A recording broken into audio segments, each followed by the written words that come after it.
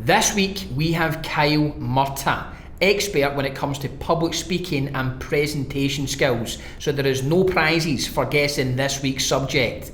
But without further ado, this is Kyle Murtagh. This is not a podcast to just get you motivated and inspired.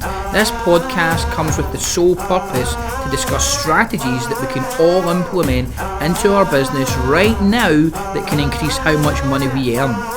We will hear from successful business people about marketing, sales, recruitment, training and mindset, the key principles to grow a business, make it recession proof and thrive in today's business world.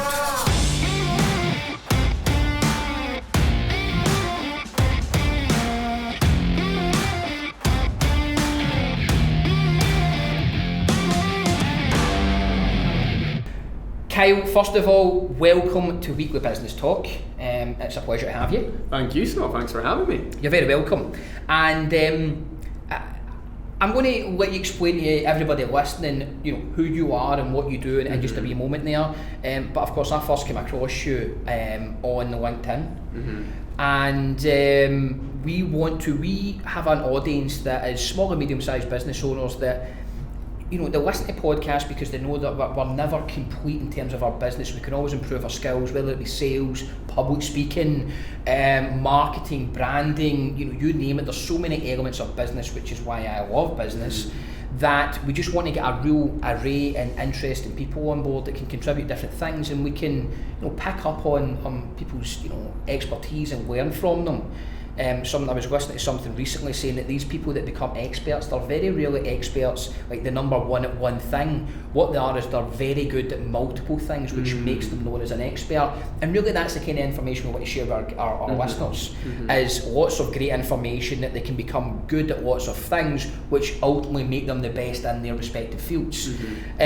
So we have a huge listener base of mainly British-based small and medium-sized businesses. And solopreneurs and small businesses and things of that nature that just want to learn. And so I was on LinkedIn. I know public speaking is like critical, and I'll give my views on why, but I really want to hear your views on why. But I know it's critical. Yes. And so I thought, Kyle I see a lot of you. I mean, that's a good thing. You've got a lot of stuff on there, so it's working.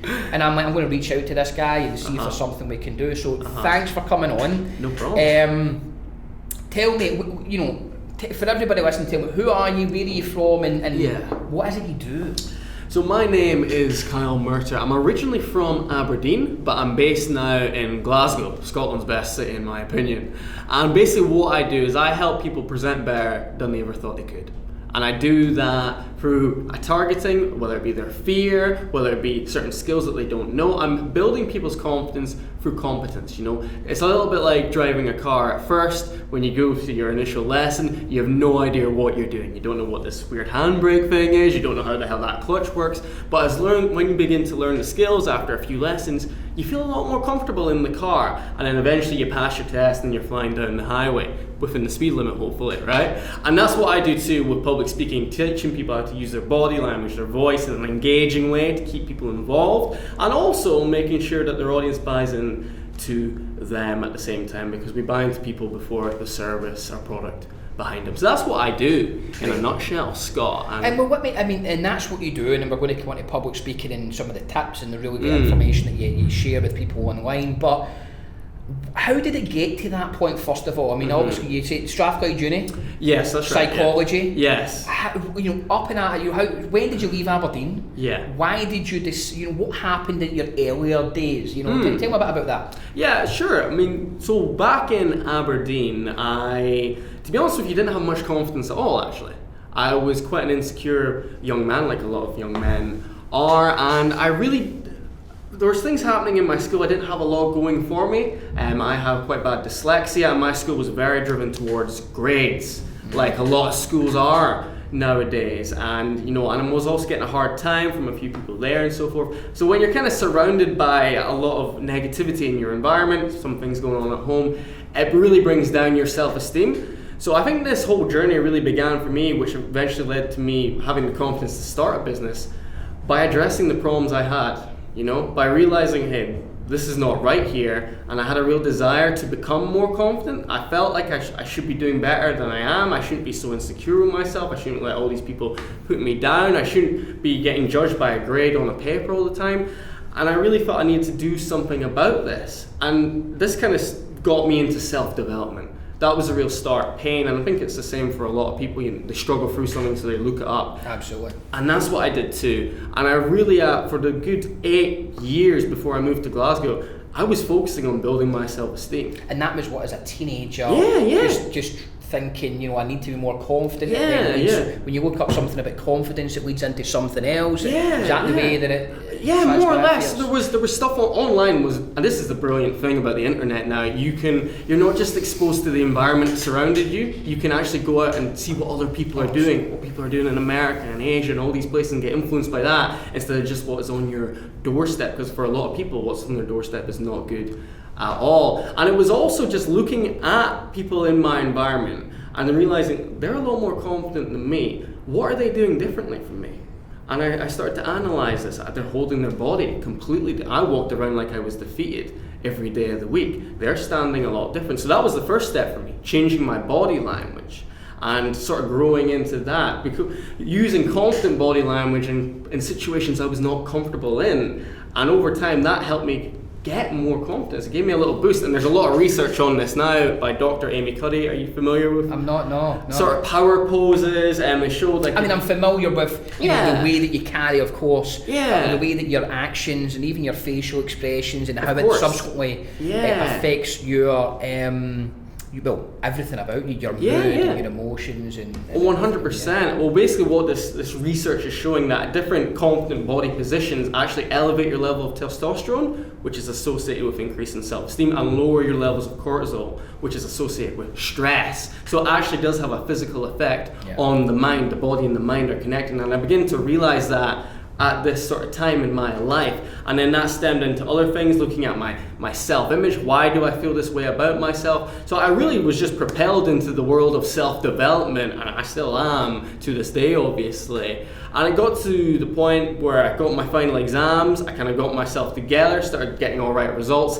and then was able to make that change to Glasgow. And moving was a big thing for me. I wanted to get away from that Aberdeen environment completely and start afresh. And that was really the motivation for coming to Glasgow in the first place. It's amazing how often we speak to people, actually, Kyle, that they're doing so much good now, but it really starts from a very painful place in the first place.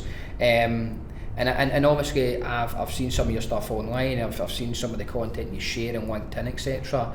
But never really heard your story, and certainly I've seen a lot of speakers over the years, and presentations, keynotes, from the huge, the big names like Grant Cardone's and Gary Vaynerchuk's, to, we do local, what we call, with a very good friend of ours, Steve Gaston, what's called Glasgow Masterclass he has. Of course, yes, I know Steve well. You know Steve, and we've seen these, let's say it's, 100 people, but it is a smaller event.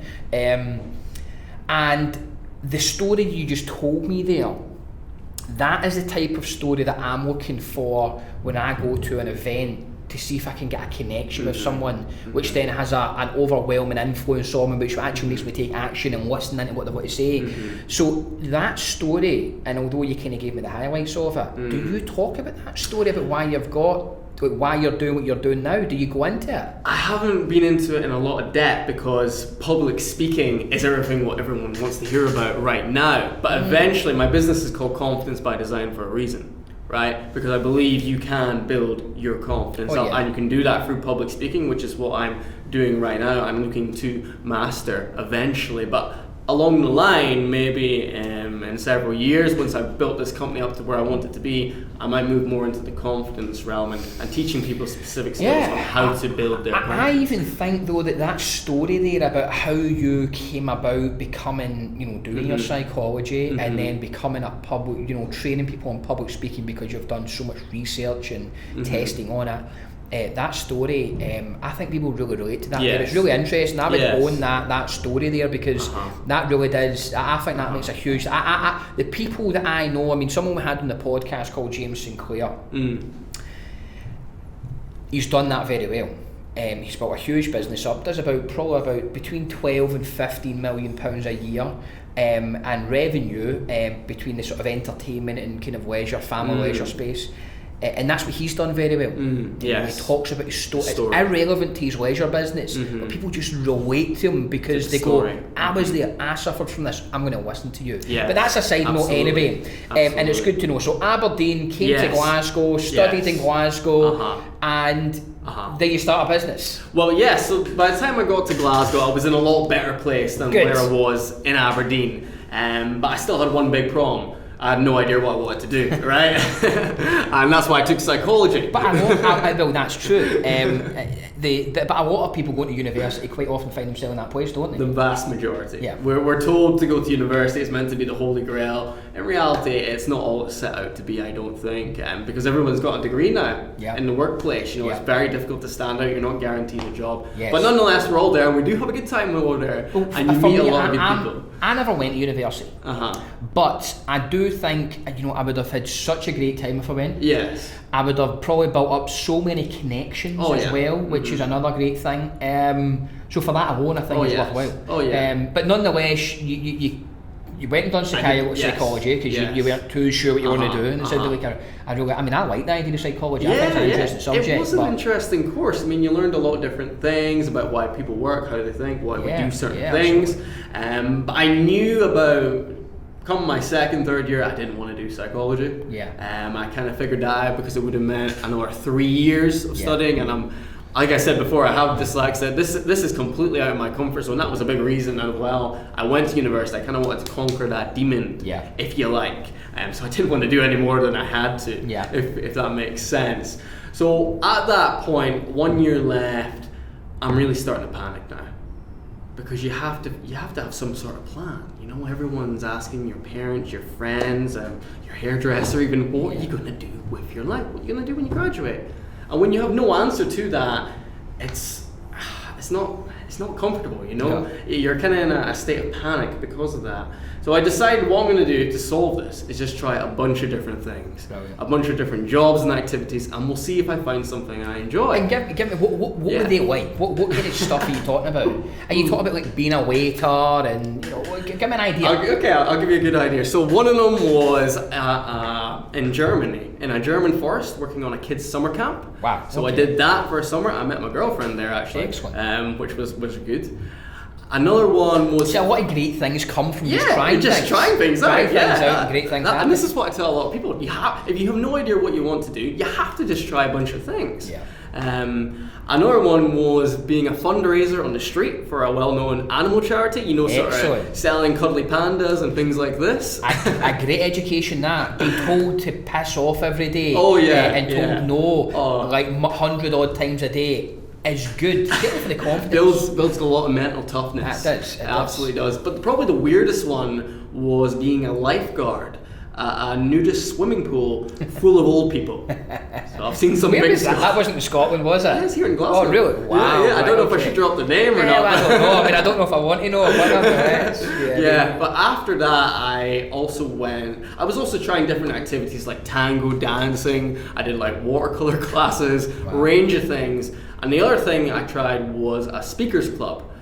For the listeners who don't know, a speakers club is basically a safe place where people practice public speaking. And at these clubs, they always encourage new people to get involved and do something called a table topic. Have you heard of this? Yes. You've heard? Yes. Well, for those who don't know, in case the listeners, it's basically a question, and it can be on anything at all, from the history of Glasgow to the Beachy Boys. You don't know what's coming at you, but you have to answer that question in the form of a speech for 2 minutes, absolutely no preparation, and you've got a room full of people staring at you. I think the first time I went to, if I remember correctly, and tell me if this is the same thing, I went to one of the Glasgow Toastmasters. I'm sure it was Glasgow. I've been to quite a number over the years.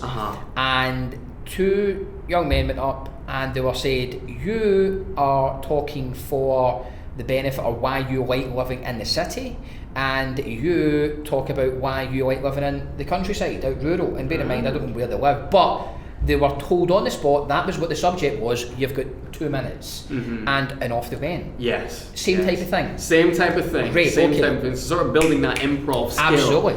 Speaking on your feet. So my first ever question was, if a zombie apocalypse happened in Glasgow, where would you go? Yeah. And I really was not chuffed about this at all. You know, I'm starting to sweat a little bit, I'm shaking, but I find myself up there, I'm staring at all these people, and after what felt like literally years, I came out with a 2-word response.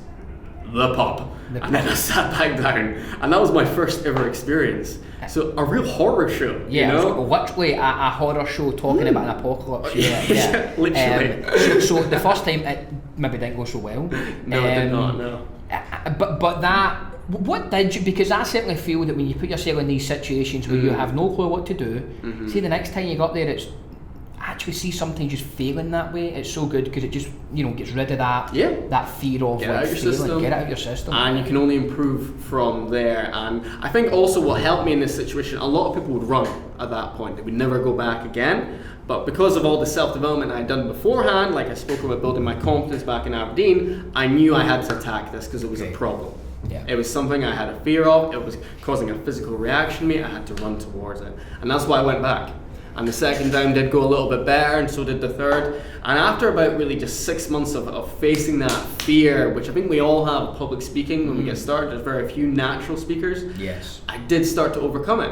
And I actually started to enjoy speaking, because that's what public speaking can be. It can be an enjoyable experience between you and the audience where everyone's having a good time, fun. And luckily enough, at that point, a lady who worked for Strathclyde actually was sitting in the audience, and she took me aside and said, look, I don't know if you do any of this sort of stuff, but I think it'd be great for the students to hear you speak and give them some tips, so then they can see someone who's like them. And because a lot of young people, they think I can't do that, you know, but if I'm doing that, you know, only a couple of years older than these first year students, there's no excuse anymore. So that was her reasoning, and it's sort of one of those moments where you say yes and you figure it out later, you know. Best way to do it, yeah, absolutely. Yeah. So this was in front of 600 students, and I over-practiced. And just to put that in perspective, when you were at the speaking group, how many people were at that? 20. 20. Yeah. And next minute, within a short period of time, you're 600 people. And the 600 people, in front of 600 people is a big gig.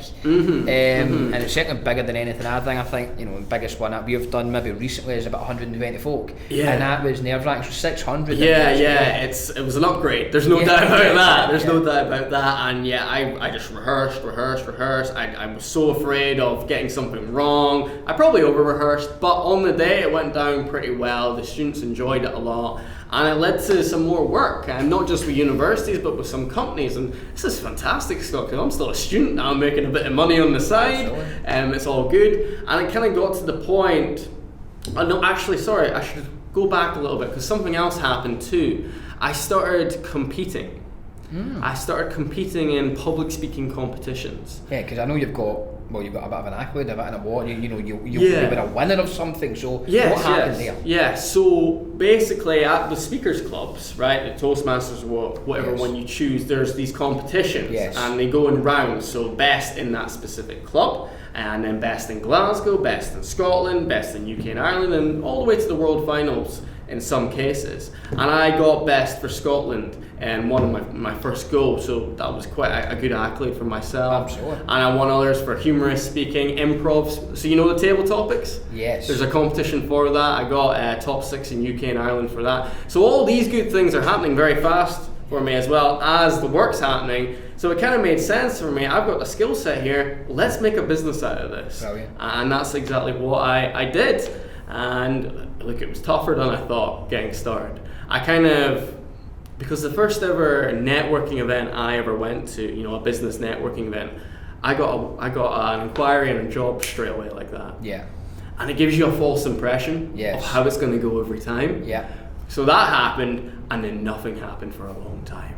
And that's a tough time. You know, when you're actually making no money, zero money, when the months go by, the pressure starts to creep in, and then everyone who said maybe you should wait off and not do this when you're 23 years old, or actually 22 at the time, you know, that starts to get to you as well. It's really interesting because we quite often talk about that, how there is a lot of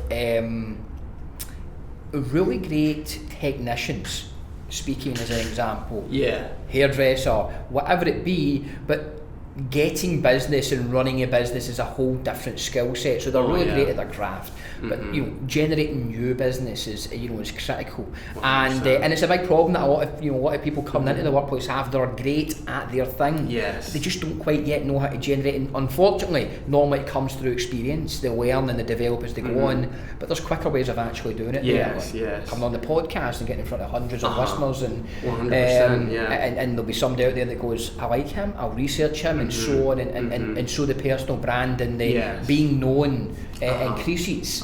So now you go off to speak to people that want to improve their presenting and speaking ability. That's right. And you go to businesses and do speaking events with them. So it's really three ways that my business works now. So I do in-house training for teams, absolutely. I've done a lot in the financial services, with law firms and so forth.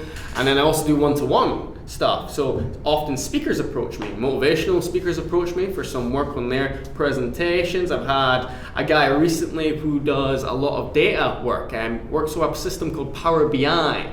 It's a Microsoft system, it's very complex, but it's helping businesses make better decisions. So in his case, it was sort of making the complex simple. Right.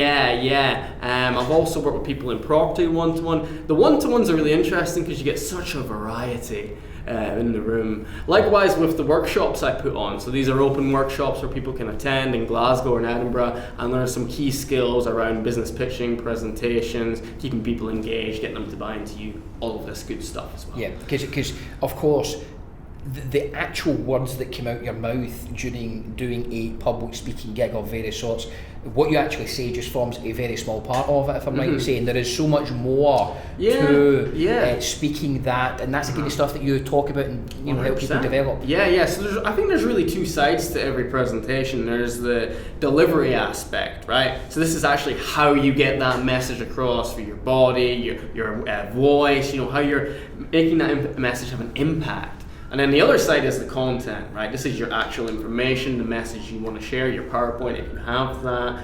And I think it's really important to get the balance, because you could have the most important message in the world to say, but if you say it in a boring, lethargic way, no one cares. Right? But likewise, you could have absolute crap, like real crap, but you make it sound great, people will listen, but they get nothing from it. So I think you need that combination to really have a successful presentation. So if you were going to be an advocate just for public speaking, as we've discussed already, there's a lot of fear around there. Who needs to be good at public speaking? Is it just for business people, or is it just for people that are trying to sell something to someone, or influence people? Who should be learning and improving their public speaking? Well, if we take it on a general sense, then I believe everyone should, for one reason: confidence. I've never seen a skill so transformative in helping people raise their level of self-esteem than public speaking. It has that ability, because if you think about it, if you can speak well in front of 100 people, all of a sudden going to a networking event or going to a party where you don't know anyone isn't that bad.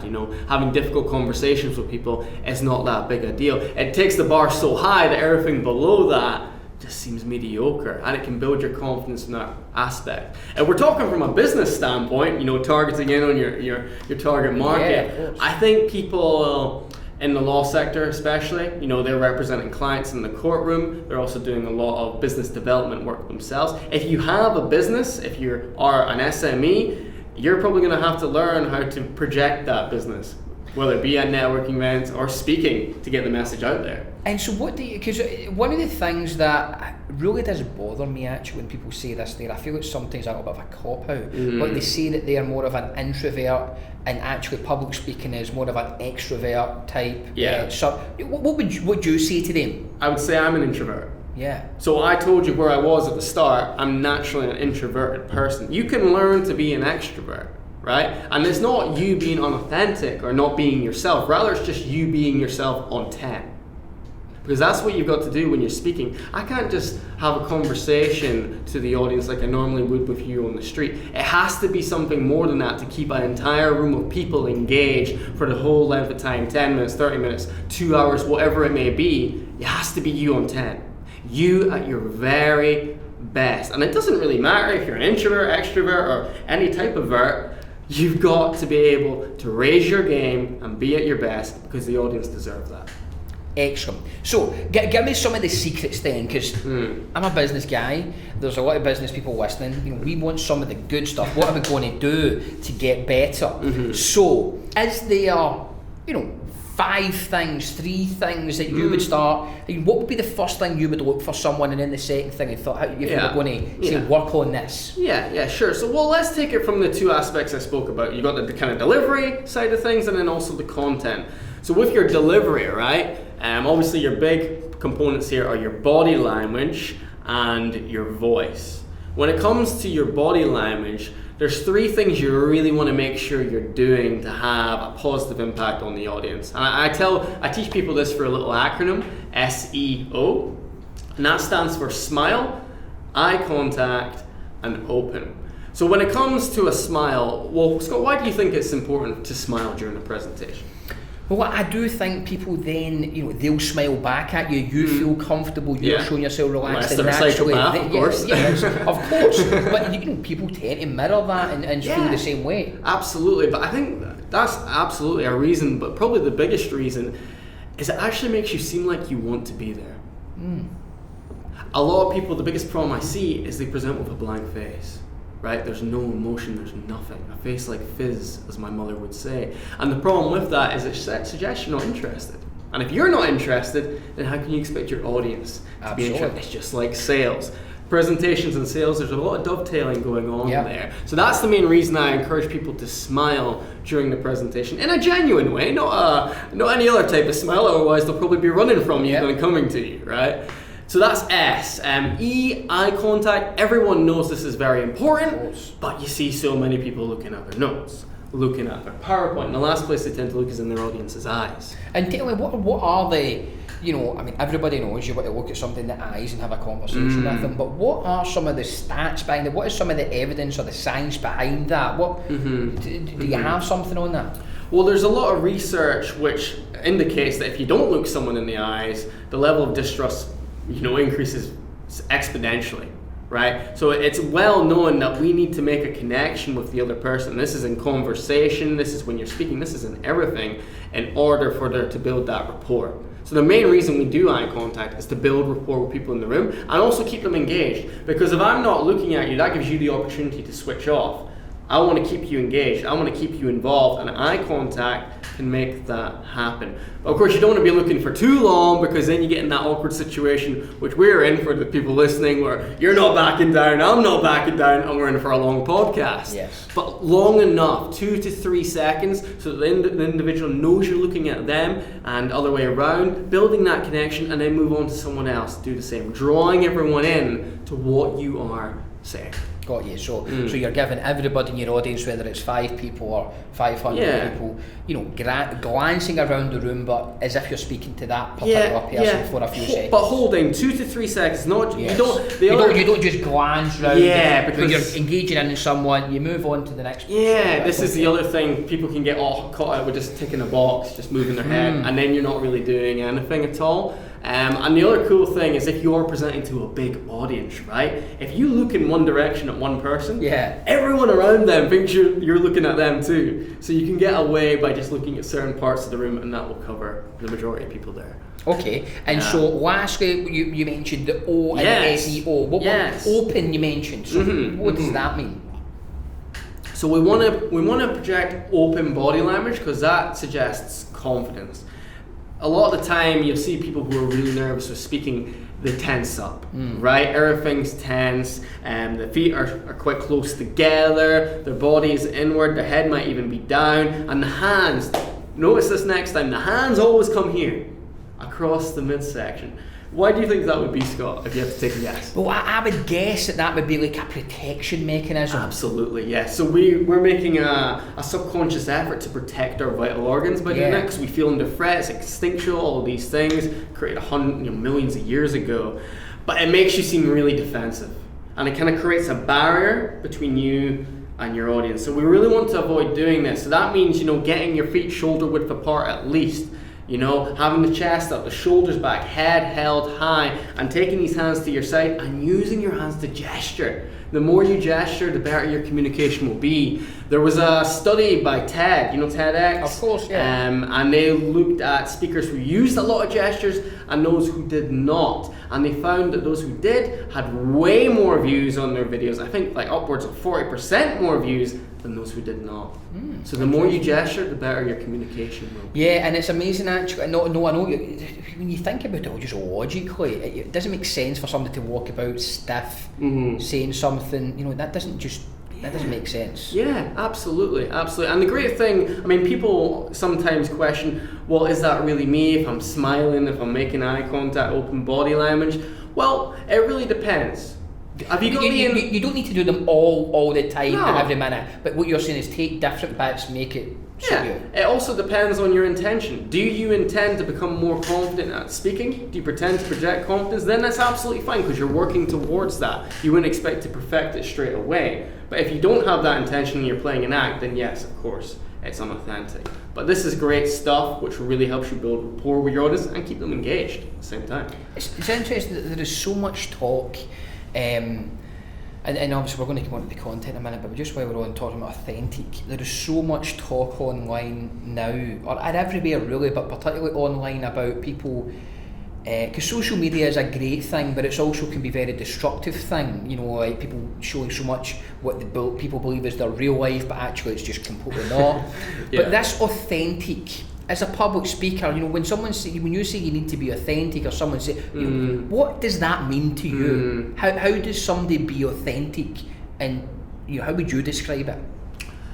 It's an interesting one because for most people, they really don't want to be there. So therefore, if you're authentic, then you're going to come across like you don't want to be there, and then that's not good for anyone at all, right? So you need to learn to be yourself, of course, but like I say, it needs to be elevated a bit, right? It needs to be you at your best, if you like. Now, I don't agree with the taking of selfies, creating this false life or anything like that at all, but what I'm saying is you must give your all in your presentation, the best that you can possibly do, and I think that's being authentic. Giving your best, see where it goes. Yes. From there, because that's all you can do at the end of the day. And some people, this is the same with every presentation. Some people listen and some people don't, and then you go home, right? And that's what happens every time. But you can just do your best and see where that falls. I think the thing is that people are so caught up right now in what other people's opinions are. I mean, you spoke about 500 people are talking. We done one, not matter of a month or so ago, with 100 or so people there. You're never going to make everybody happy. No, there is going to be people that relate to it, and there's going to be people that do not. I was at an event recently where I just didn't get the speaker. The content, the way of presenting, it just wasn't for me. Yet I heard from my own staff, they had incredible, they felt it was like life-changing in some ways, and I really just didn't get it. Yeah. So now that doesn't mean that he's good or bad. It just means that for me it just wasn't for me. But I've probably listened to keynotes which are crap for a lot of people, and I just think that they're yes. Well, this is it's so subjective. Different things for different people. So like, quality is subjective. It really is subjective. Okay, so what you're saying is that's all the body language, the smile, the eye contact, being open and using your hand gestures to create flowing movements and things of that nature. What's the other part? Yeah. So your content, was it? So let's talk about content. So then we've got both sides to work with. So this is sort of a good foundation to go in with your SEO. And then inside of the content, you can remember the acronym YES. A great speaker, Les Brown, I don't know if you're familiar. Of course, He's a legend in the game, right? He once said, and this really stuck with me, when you go up to present, your audience is always asking 3 questions. Who are you, what do you have, and why should I care? And what I'm doing with this acronym, YES, is kind of answering those 3 questions. So it stands for you, expertise, solution. So this is a little bit more sales based, right? But we spoke before about the power of the story. Yes. Yeah? And it's really important. There's lots of things you can do to build rapport with an audience initially, but if you tell your story in a strategic way, That's really powerful. Now, when I tell you a strategic way, I'm not talking about giving the CV. Because you get a lot of that, I worked here for 7 years, I did that for 3 years, I did that for 2 months, but let's not talk about that. You get a lot of that and that's boring, no one really cares. But if you could talk about the reason you got to where you are now, why you took this leap of trying to start that business, what your motivation was, what have you learned along the way, giving value. That's the stuff people care about. That's the stuff that gets people engaged and will help them buy into you. So that's kind of the first step, the why. And do you help people, do you listen to people's story and then go, that bit's great, that bit, no real need, it's a bit boring, that bit though, make sure that's in, give us more of that. Do you go through that and help craft that? That's exactly what I do in terms of all aspects actually. So in one-to-ones, people often deliver their presentation to me, and then I can say, look, that's working well, that's not, maybe we can make this adjustment, let's try it again, run that through, is it working now? I make the adjustments from there. I do even a whole workshop on storytelling because it's so powerful. Yeah, absolutely. And there's so many different aspects to it, and I think it's a really important part because it's what you're going to start with if you're just getting started. And it's important to build that connection through your body language, and then you've got the story you're telling too. It's like dynamite. It really does work well. But moving on, because it's a business audience, so we've got you, they've bought into you. Now we need them to get into your expertise. And I think really the best way to showcase this, there's lots of different ways, but it's to give value. Sort of sharing from your own experience things that you have related to your business, which will help other businesses. So, for instance, I do public speaking. 3 tips on body language we just gave there. That kind of consolidates my expertise, shows that I know what I am talking about. This is going to be different for different people. If you're a graphic designer, for instance, maybe you're going to go for the highlight reel, showing images and talking through the different designs. It's really just getting people to realize you know what you're talking about and you can do what you promise, at the same time. And then obviously at the end is the solution. If you're doing a sales presentation, there's obviously pain points for the client. There's something that you are offering them. It's getting people to buy into that at the end too. Excellent. Okay, so your content. And just remind me, what was it that Les Brown said that you said at the start, 3 things? Yeah, just remind everybody what that was. Yeah, so when you go up to speak, the audience are always asking, who are you, what do you have, and why should I care? Yeah. So the you is highlighting who you are. Of course. What do you have, your expertise. Yes. And then lastly, the solution. Why should I care? Why should I care? Listening to you there. No, Les Brown, one of the greatest speakers. Oh, I think the greatest. Yeah, you think the greatest? Yeah, certainly. Yeah. And there's a few really great ones there. But how much? Because I've actually been in situations where when you really analyse the content of something, there's not really much of value there, or there's not really, even when you read something maybe in the newspaper, the actual story is very weak, but the headline and the way that it's presented makes it seem something different. And I've always thought the same thing with sales, that the content, the actual words, form a lesser part than, say, how you deliver. Is there any truth in that?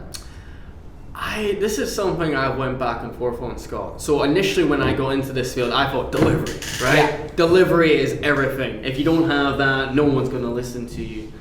But then the other side of me has also realized the impact of content. So we spoke a bit about stories. I've seen speakers who are terrible at presenting. They're really not good, but they've got a really powerful story. Yes. And that seems to make a huge difference and impact people in a genuine way. So I really do think it's probably 50-50 in most cases. Yeah, I believe. You need some good words as well as delivery. I suppose you do. Okay, let me ask you one, because talking about being authentic, what is there? Is there a rule on swearing and language? Don't do it, or if that's you, do it. I mean, what do you teach people? It really depends on your audience, right? It depends on, and of course you. If that's something, if that is actually you, if that helps you get across you by, saying fuck you or whatever or shit, all this, then yeah, sure, go ahead. And as long as you're not going to offend anyone in the room, and even if you are, then you're projecting yourself, the people who are interested in you will approach, and those who are not will go for the nearest exit. So it can work well in some cases too. In a business setting, I think generally we probably don't. but it's definitely not. Well, I'm thinking rolling that it out there's a lot altogether. of hype. You know, you'll probably be familiar with Gary Vaynerchuk. Yeah. And it seems to be now that he's hitting the heights that he's hitting. Everybody wants to, you know, swear in, whether it's, you know, for the shock factor or whether it's really them. I don't know. But it's always been an interesting one. I said to, this is one of the good things about the podcast is that because it's my podcast, I can say what I like and I can put out there, and then I can cut out what maybe I shouldn't have said. But it's always been something I'm like, maybe you would keep it a bit more sort of child friendly in terms of your language, Scott, or keep more people happy. Then I'm thinking, but that's not me, you know. That's not. So it's an interesting one to see. It is. Well, for instance, like I said, audience base is important. So if I was speaking at a school, which I have done before, of course. I probably wouldn't. You know, yeah. you know, bad role modeling, if you like, there. But maybe in a different environment where people are paying to come and see you or something like this, or it's a sort of open-minded conference, go ahead. It's funny actually, because I don't know if you've seen the clip of Gary Vee, and he's actually talking at like a school, maybe it's more high school kids, and he's still, you know, swearing and blinding and all the rest of it. It's funny, but there is. Yeah, well, I think with him, he held back when he first got started. That's what he says himself. Okay, so he deliberately held back. He deliberately held back, but then he felt, well, that was him holding himself back, so then he just let it all out. Yeah. You know, so. And what would it's done for him? I mean, it's really propelled his personal brand. That's it. So nowadays everyone's talking about personal brand. Before off air we spoke about how I have even says, well, having an online brand, even if everything came crashing down tomorrow, having a good online strong brand even gets you a job, builds connections, etc, etc. Being a good public speaker, whether you want a job, whether you're selling your product, whether you're pitching your services for a company you work for or own to someone else, it's important. What would so me building a personal brand, how important is it for those people out there that are building that personal brand to be able to communicate in front of that audience, to basically public speak? You know, what would you say it goes for? I would say it's pretty essential, to be honest with you, because public speaking at the end of the day is marketing. That's what it is. It's giving you a platform to stand up there and share what you have and what you can offer to people. And you know, I say this all the time, if you can go to a networking event and try and get around the whole room, but you're probably not going to be able to make a deep connection with everyone in that room in the short period of time. But if you get up and speak for 10 minutes, and everyone in the room is going to know what you do, and then they're going to come to you. So if you're big on your personal brand, you want to elevate that. Online is huge, your video content, all these things, being in that space. But if you can supplement that with actually being in the physical environment too, that golden combination is brilliant. Do you feel that when you deliver a piece of training or a keynote or something via video versus in person at an event, say in front of so many people, is there a difference? Is this live video or is this live or recorded? I mean, ultimately people seeing you through a screen of sorts. What is there a difference? Do you change up how you do things for a pre-recorded material versus when you're actually live on a stage? Sometimes it depends. I think there's a different feel altogether, right? Energy. When you're speaking, there's energy in the room. People are giving you something back, whether they're laughing, whether they're in shock, whatever it may be. You can feel something. With the camera, and we spoke about this before off air, it's hard to build a relationship with a camera. But at the same time, in order to stand out with all the videos out there, once again, you have to be on 10. You have to do it, Yeah, you have to elevate yourself. In some cases, even more than when you're on stage, because there's no energy to feed off but yourself. So yeah, sometimes I'm actually even more energetic and stuff while I'm on camera than actually on stage. So that you can try and transfer that through to the people watching. Yeah, because someone said this to me and it was quite interesting. What you think is far too much has barely been noticed. Yes. You know? It's that way. We think it's this height, and it's actually just a lot further down to the people who are obtaining that content. Oh yeah, it's very similar. I wrote an article a matter of days ago actually, and I spoke about, a lot of time I hear people say that the reason they're not writing new articles or sharing video content about their business is because they think that it's not really that interesting, and or it's so obvious that why talk about that. And I was saying to them that although it maybe be obvious to them, to people out there watching, it's really interesting. Yeah. Even if you still class yourself as a bit of an amateur, it'll be something that you will say that will resonate with maybe one or two people. That makes it worthwhile. 100%. So certainly to yourself, like the energy that you use might seem not that, or might seem excited, but to someone else that's just normal. Absolutely. It barely touches the surface because we're getting information from everywhere now, you know. So to stand out in that space, you've got to do something special. You need to be different. There's no doubt about it. I mean, we're talking about all the good things that what we should do as a speaker and how we should carry ourselves in body language. What do you see the amateurs, the people that really aren't doing it well, what are they doing? There's lots of things that can be with delivery and content. So with delivery, we've got filler words a lot of the time, as stuttering, all of these things because of nerves. Of course, you see that a lot of the time. Looking at the notes, like I said before, having way too many words on your PowerPoint slide. I read something interesting recently that the guy who created PowerPoint is really disappointed with how it's getting used.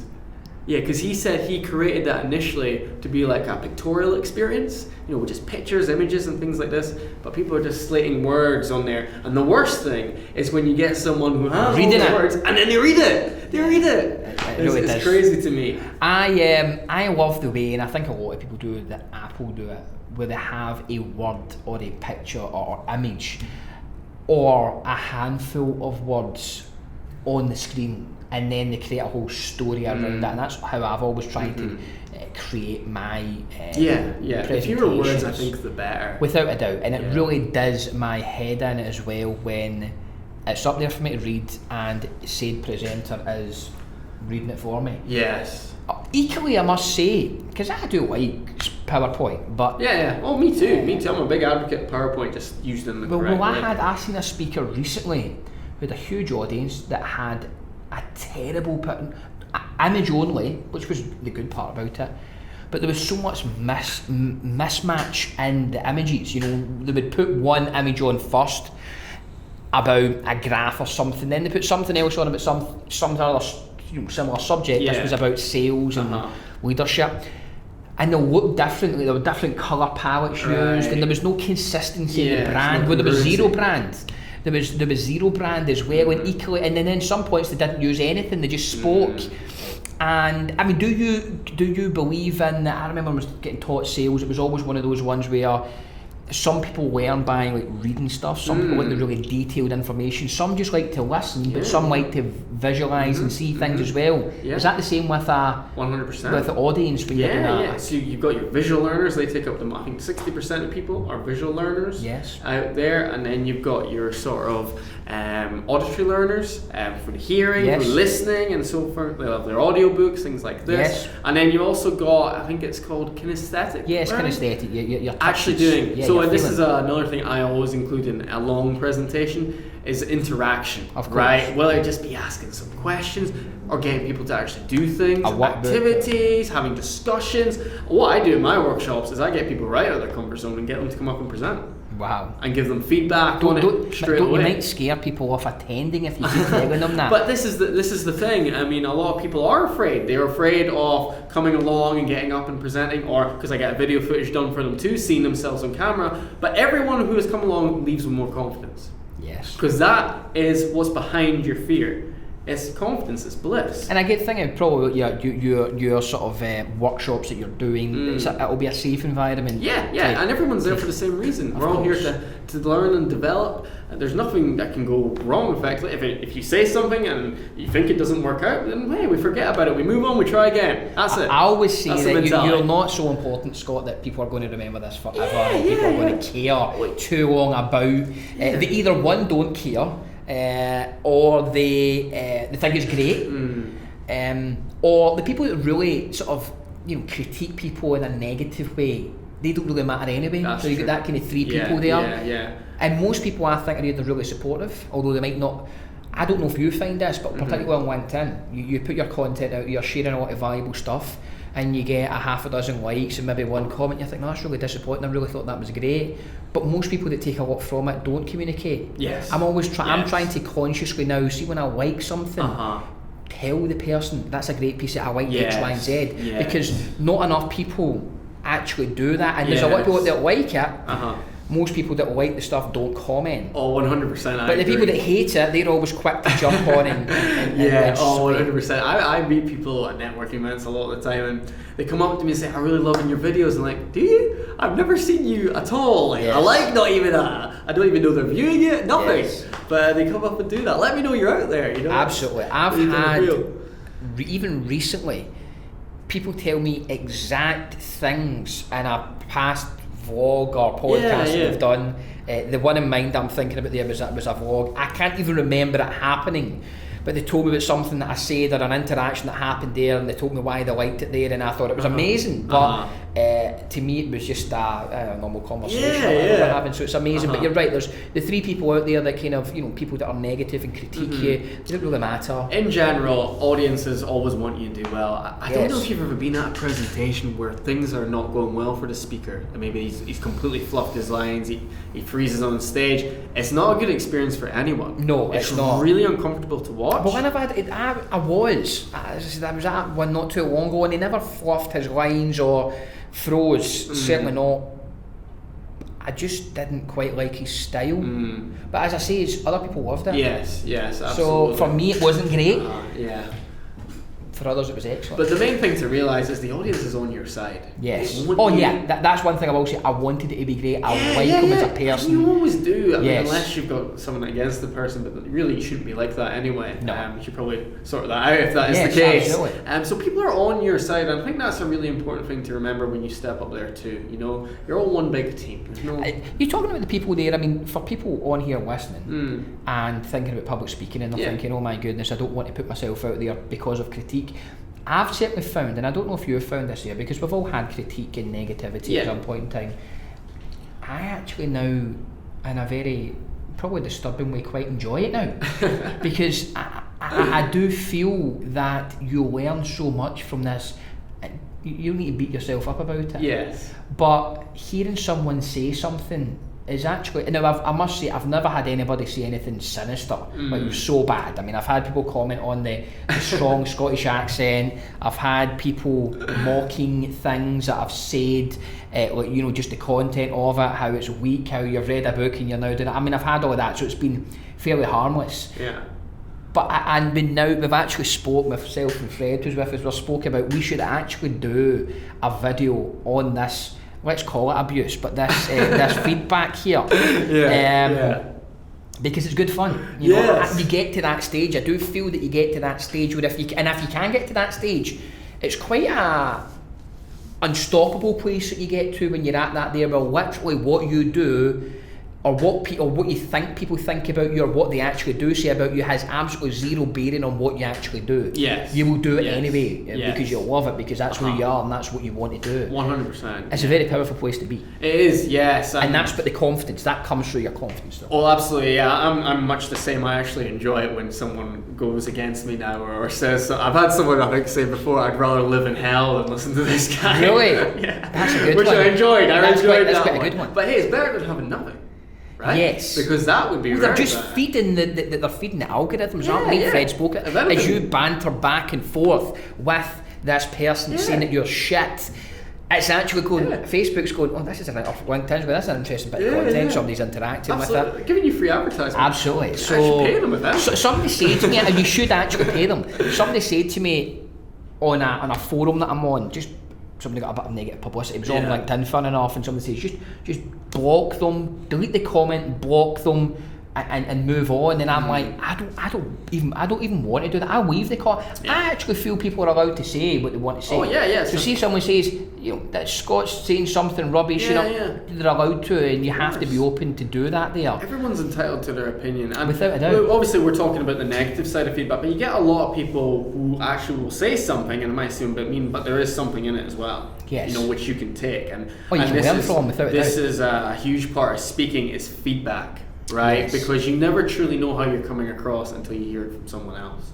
And that's obviously the big thing. And there is a danger that sometimes when somebody says, I don't think that's right, you said it this way and that's not really the best way to do it. There is more, it comes across as negative, it comes across as someone having a pop, but it is actually just really interesting feedback. If it's constructive and it's valuable, of course, as you get more experience, you'll realise, okay, maybe I shouldn't bother listening to him. Okay, maybe he has a point. You'll learn to do it's this the intent of someone, isn't it, really? If someone just want to like slam you, of course, then that's different. But if someone's going, I think actually, Kyle, that's not true about eye contact because study shows X, then that's fine. And absolutely. I'm always open to that myself.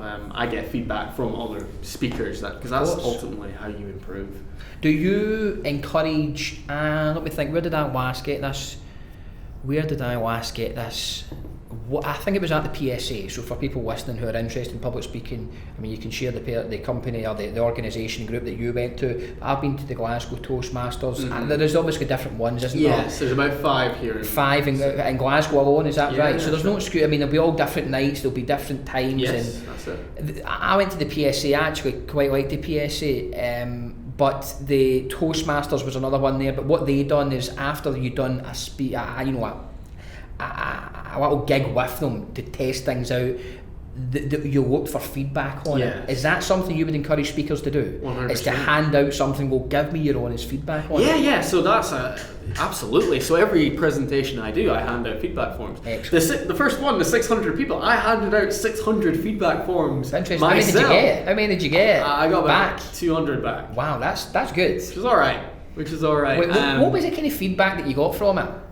It was generally positive. So I had there's 2 things I tend to do. I have 2 scales, 1 to 10, 1 poor, 10 excellent, and then I think the other thing I use is how useful did you find it, 1, 10. Yes. And generally most of the ones I got were 8 or above. Oh, that's good. Which is not, and it's still something I do because I like the statistical data, and then also you look at the comments as well, and people picked up I was a bit rigid. Like I said, you know how you can do overtraining in exercise? I over-practiced this speech just because I was so nervous. And everyone could tell that it was just polished. It was just. Yeah. Well, to an extent, not everyone. I mean, a lot of people really enjoyed it, but some people did. And this is a problem I have with my style anyway. It comes across quite polished. I can do an improv speech and make it like you've been doing it forever. And people think, so it's something I'm wrestling with myself right now and trying to figure out how to get it right so that I'm coming, because this is the thing with speech, right? The best presentations are ones which don't seem like a presentation. Yes, I would agree. You forget completely that it's a speech or anything. It's just this flowing conversation which you're enjoying. So it has to sound like what you're saying is the very first time you've said it. And that is a difficult skill to crack, and one I'm pursuing very, very fast. And so we should. I mean, you said that Les Brown is the greatest speaker. And to me, he is one of them, definitely. Mm-hmm. What do you think, for these people that are aspiring speakers, what do you think a Les Brown does that makes him just so engaging that way? Well, I think Les Brown has multiple skills. You look at the way the man uses his voice, he's got perfect range of tonality, tempo and volume. He's constantly changing up to keep people engaged. His body language is there. He's got phenomenal humour as well. Humour is... How important is humour? I'm sure someone said to me that let me think here. Yes, they actually went to a stand-up, small gig, a stand-up comedy type thing. They're not interested in comedy, but purely to get that, to try and make themselves a funnier person for their keynote. Yes. How important is humour? I think if you can master humour, it's like a golden ticket, right? Yeah. It's one of the fastest ways to make people care. Because if I can make you laugh, you're going to like me more. Absolutely. And then once you get people to like you, that's where you can start to feed them information, open them up to ideas. So it kind of disarms people. And it's a skill I'm very much pursuing myself. I've started doing improv comedy, just because humour is something I've struggled with in the past. So that's a skill I'm working on. I've started to do this myself. I identify my own weaknesses in speaking and look to build on them to make them a strength too. So, best way to do it. Yeah. I think what you have to do, regardless of your career, You're right. To reflect back and self-analyse that way is critical. Even like for a business owner, whether you've got a huge company, small company, or you're just on your own, it's important to reflect back. And I consciously, actually spoke to Fred about this last week, how I felt that I hadn't been doing it as much, and I had actually noticed some cracks and things that oh geez, we used to get a result of that, or do this, or I used Things to were do slipping a little bit. Exactly. And I'm like, what am I not doing right now? What, do you know what, I've not actually sat for an hour or two at the end of the week and just kind of reassessed how things have went, and each bit, and look back at my notes and went, oh, that meeting went great, but that didn't, what didn't go well, I just really did prepare, and so on and 100%. So on. So it's you're right, it's a great thing to do. And we forget to think, don't we? We forget to schedule time just to think, because thinking is obviously action is probably better, but thinking is also an important aspect. The process, the strategic process of just reflecting back and having time to think is so undervalued. Yes. Because there has been this hustle, take action, do not procrastinate mentality that's been drilled into particularly the younger people. Yes. And sometimes you lose, and that's great by the way, but sometimes you lose things. You know, there is something very it's like almost like meditation that way. There's something that's hard to explain that you get when you reflect back and self-analyse yourself, which is so profound and you get so much from, but it's quite hard to get in, you know, to explain why you do it. 100%. Which is exactly what I get from meditation. I don't even know why, but it just feels right. So great. Have you ever tried to crack a joke at one of your gigs and it's just I crack them all the time now, and but it's like goes down like a lead balloon type? Have you had have you had that? Of course. That's why I started realizing, hey, this is not working out, Kyle. We need to do something here. So that's why I thought, right, I've got a problem. I need to enjoy. Much like the confidence, right? Going back to that, I have this problem. I'm not that funny. I know how powerful humor can be. Let's build upon that. So I threw myself in. I did an improv comedy course. Went well. I'm doing another one starting this Saturday actually, and I've got the goal of doing some stand up next year. Brilliant. That's something I want to. So, just to get in terms of if I can do a recap, because this is because I learn so much from these conversations as well. But for somebody listening in, I'm thinking, so going back to your SEO, we're talking about smile, eye contact, and being open. Yeah, not search engine optimization. Not search engine optimization, although that's important as well, but that's for another conversation, another podcast. And then when you come to the content side of it, it was yes. It was yes. So you, expertise, solution. Okay. Yeah. Then we have, and thinking about humour, and you talking about humour and trying to, not force that, but trying to, you know, like you say, break down people's barriers by some good old comedy and having a bit of a laugh and a joke, but still making sure that it doesn't overtake your presentation that much, where you lose the content and the value and the reason for doing it. Yeah, just going back to your point about going to the stand, I think it was your friend went to. No, he went to just a stand-up gig. Oh, sorry, just a stand-up gig. He just went to one of these open mic sessions where he stood up for, he actually did describe it to me, I think it was maybe 3, 4, 5, 6 minutes, but it felt like, you know, an hour that he was up there for with everyone staring at him. Yeah. But he done that deliberately. Yes. To try and, you know, put himself in that very awkward and difficult position. But ultimately it was to improve his business presentation skills. Yes, 100%, and there's definitely things you can take from that as well. It's different environments. How you present at a stand-up comedy club, very different in a business presentation. Of course. But there's synergy and there's things you can take from both. Okay. And avoid the things that amateurs do, and your filler words. And these are old things, you know, I've battled long and hard with these, but filler words. Closed off body language. Closed off body language, wordy slideshows, reading notes, all of these things. And also, here's a one just to end on. When you come up and you don't feel like you've done preparation or experience, don't say, I'm not really used to doing these things, so let me off the hook here. Tragic. It sets you up to fail. Come on, start with a little bit more enthusiasm, a bit more belief. I've heard that before, where people almost just throw on the table before they're even started. Yeah, give yourself a shot. Get in the ring. Yes. Take a swing. Perfect. All right, so Kyle, that's perfect. Let me ask, I mean, I know you've got your workshop coming up. By the time this comes out, it would have passed. Right. So I'm sure it'll be a great success, right? Yes. But tell me, when you've got some workshops coming up, where will we, tell me what you're doing and where will we hear more about it? Yes. Because this will be the first of many. 100%. So I've done many workshops before, but I've got 2 coming up now, and it's all about business presentations, pitching, becoming more effective, getting more results. The best place to hear about them is probably LinkedIn. Right, so if you just type in my name, Kyle Murtagh, Murtagh. I was going to say, so Murtagh, right, and that's Murtagh. That's right, yeah. Right, got you. Yeah, there's not many of them out there, so you'll probably find me.